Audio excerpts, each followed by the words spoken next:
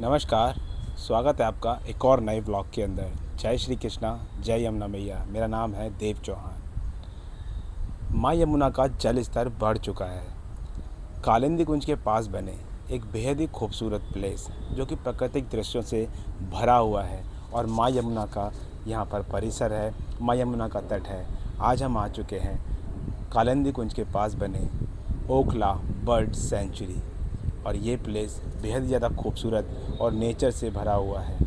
चलिए करते हैं हम कालिंदी कुंज के पास बने ओखला बर्ड सेंचुरी को एक्सप्लोर।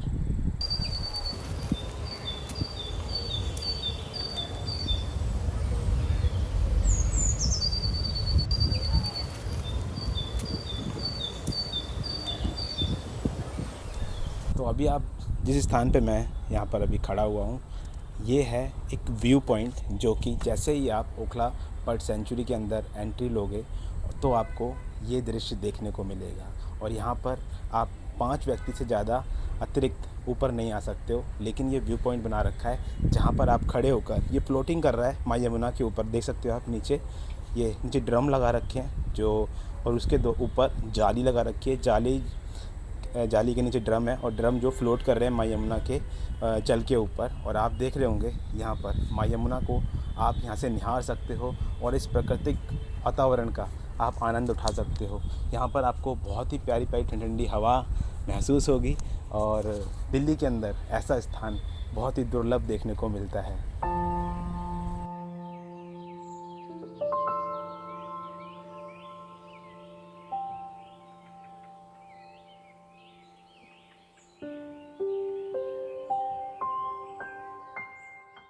तो ओखला बर्ड सेंचुरी के इस स्थान पर आपको इस प्रकार से सिटिंग अरेंजमेंट काफ़ी सारे देखने को मिलेंगे। इधर आप देख सकते हो, इस तरफ आप थोड़ा कैमरा घुमाइए और यहाँ आप देख सकते हो किस प्रकार से यहाँ पर कई सिटिंग अरेंजमेंट यहाँ पर देखने को मिलेंगे।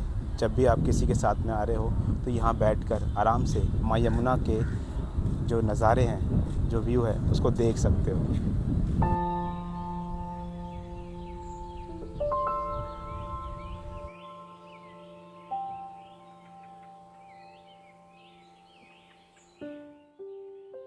तो ओखला बर्ड सेंचुरी के अंदर आपको कई प्रकार के बर्ड्स भी देखने को मिलेंगे। अगर आप सर्दियों के समय आओगे तो आपको यहाँ पर बर्ड्स की संख्या थोड़ी ज़्यादा देखने को मिलेगी और मॉर्निंग में और इवनिंग टाइम में आपको यहाँ पर थोड़े बर्ड्स भी देखने को मिलेंगे। लेकिन विंटर सीज़न में अगर आप आओगे तो आपको यहाँ पर बर्ड्स बहुत ज़्यादा देखने को मिलेंगे। यहाँ पर जो माइग्रेटेड बर्ड्स होते हैं वो यहाँ पर आते हैं, जो साइबेरियन बर्ड्स बोलते हैं जिनको, वो यहाँ पर आते हैं और उनको आप खाना खिला सकते हो और उनका नज़ारे, उनके जो व्यू है वो देखने में बहुत ही आनंद आएगा आपको। तो यहाँ पर कई प्रकार के बर्ड्स आते हैं, उन सब के मैं फुटेज लगाते जा रहा हूँ। आप देख लेना कि कौन कौन से बर्ड्स यहाँ पर आपको देखने को मिल सकते हैं।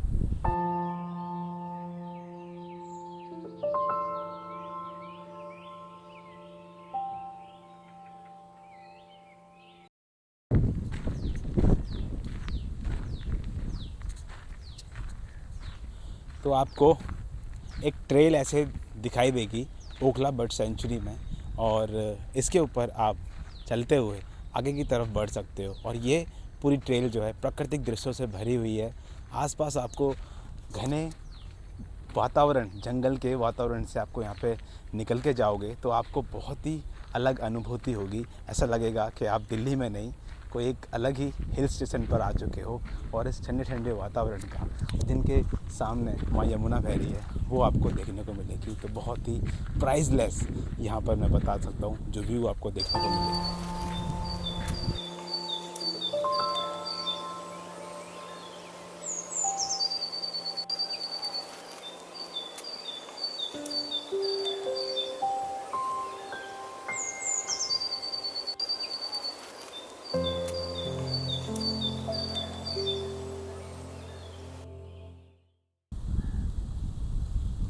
तो ओखला बर्ड सेंचुरी में जैसे मैं बैठा पड़ा हूँ, इस प्रकार के कई बेंचेस लगे हुए हैं और बिल्कुल आप माँ यमुना के तट के किनारे बैठे हुए हो और सामने माँ यमुना का तट आपको देखने को मिल जाएगा। माँ यमुना का आप इस प्रकार का नज़ारा देखते हुए, और इस, क्या बताऊँ मैं, इस माहौल का कोई मैं एक्सप्लेनेशन ही नहीं कर सकता हूँ। इस प्राकृतिक दृश्य से और ठंडी ठंडी हवा जो चल रही है और माँ यमुना का तट सामने, दिल्ली के अंदर अगर आपको ऐसा व्यू मिल जाए, इतना प्राकृतिक दृश्यों से भरा हुआ माँ यमुना का जल आपको यहाँ पर देखने को मिल जाए, तो इससे बड़ी बात और क्या हो सकती है कि दिल्ली के अंदर एक नदी बह रही है और वो नदी माँ यमुना है और प्राकृतिक दृश्यों से भरा हुआ ये नज़ारा, और उसके सामने आप बैठकर इन नज़ारों का लुत्फ़ उठाओगे, क्या ही आनंद आएगा आपको।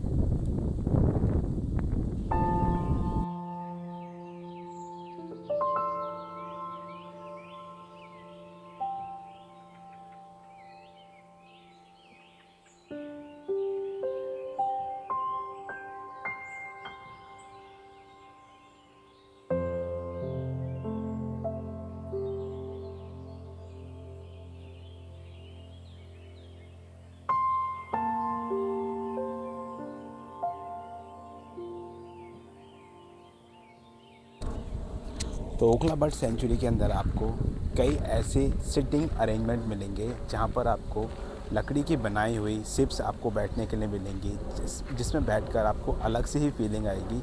और ये बिल्कुल माँ यमुना के तट के किनारे आपको बैठने के लिए मिल जाएंगी और इन पर बैठकर आप अलग ही अनुभूति कर सकते हो।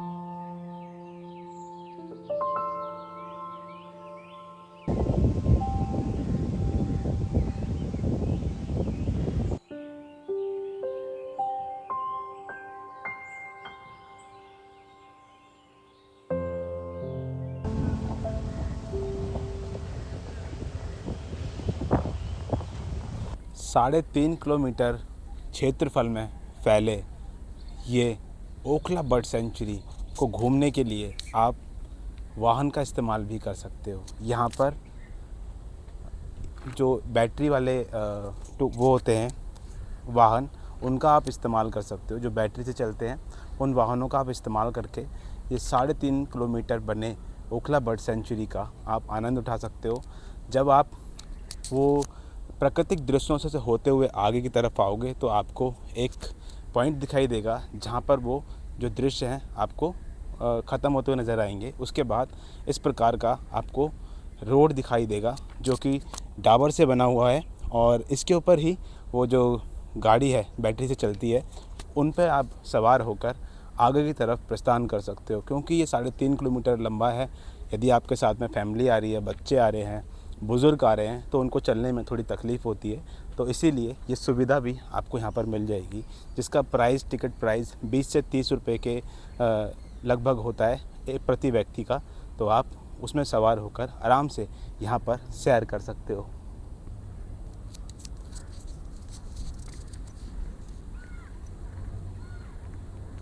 तो यदि आप ओखला बर्ड सेंचुरी आना चाहते हो तो यहाँ पर जो नियरेस्ट मेट्रो स्टेशन आपको मिलेगा वो ओखला बर्ड सेंचुरी का होगा और कालिंदी कुंज का आपको मेट्रो स्टेशन अप्रॉक्सीमेटली सेम मिलेंगे। वहाँ से आप फुट ब्रिज को क्रॉस कर अपोजिट वाले रोड पे आओगे और वहाँ से आप थोड़ा 5 मिनट के डिस्टेंस पर ही आपको ओखला बर्ड सेंचुरी का गेट मिल जाएगा। वहाँ से आप जैसे एंट्री करोगे तो जो ओखला बर्ड सेंचुरी का टिकट प्राइस है वो 30 रुपीज़ पर पर्सन है।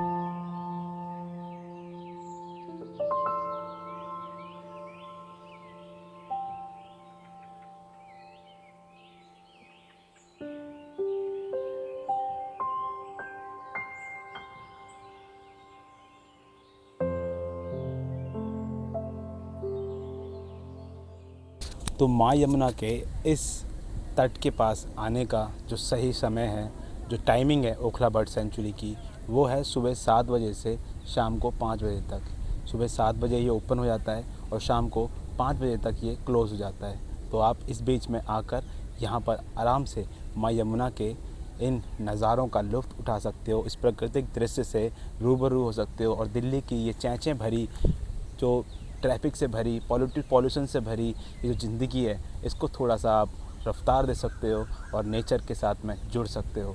तो आपको मेरा ये ब्लॉग, मेरी इन्फॉर्मेशन कैसी लगी प्लीज़ कमेंट करके ज़रूर बताना। और हाँ, हम जो भी माँ यमुना के परिसर पर लोगों की, व्यक्तियों की, जीव जंतुओं की किसी प्रकार से सहायता करने का प्रयास करते हैं, यदि आप उसमें अपना सहयोग करना चाहते हो तो QR कोड मैंने आपको दे दिया है, जो भी पॉकेट आपकी अलाउ करे आप पेमेंट कर सकते हो। मिलता हूँ आपको नेक्स्ट ब्लॉग के अंदर। टिल देन जय श्री राम।